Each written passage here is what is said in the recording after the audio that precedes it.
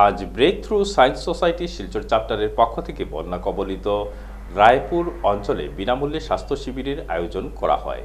Raipur LP school প্রাঙ্গণে বড়খোলা স্বাস্থ্যকেন্দ্রের চিকিৎসক, নার্স, স্বাস্থ্যকর্মীরা গ্রামের ১২০ জন রোগীর স্বাস্থ্য পরীক্ষা করেন। ক্যাম্পে উপস্থিত ছিলেন community health officer Rezma Begum Laskar, Abdul Matlib Laskar, Phuleswar Teron সহ অন্যান্যরা। Breakthrough science society Silchar চ্যাপ্টারের পক্ষ থেকে সাবির আহমেদ মাজার ভুইয়া, ইসলামুল হক লস্কর বলেন, বন্যা কবলিত এলাকায় সংগঠনের পক্ষ থেকে এখন পর্যন্ত 4টি বিনামূল্যে মেডিকেল ক্যাম্প অনুষ্ঠিত করা হয়েছে।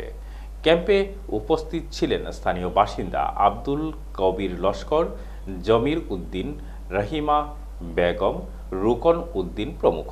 এই মেডিকেল ক্যাম্পে সফল করার জন্য জেলা স্বাস্থ্য বিভাগের বড়খোলা উপস্বাস্থ্য কেন্দ্র এবং স্থানীয় জনগণকে সংগঠনের পক্ষ থেকে ধন্যবাদ জানানো হয়।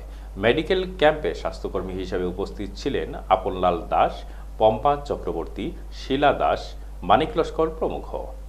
Break through science society Silchar চ্যাপ্টারের পক্ষ থেকে রায়পুর জিপি কাছাড়ের রায়পুর জিপি অঞ্চলে মেডিকেল ক্যাম্প অর্গানাইজ করলাম।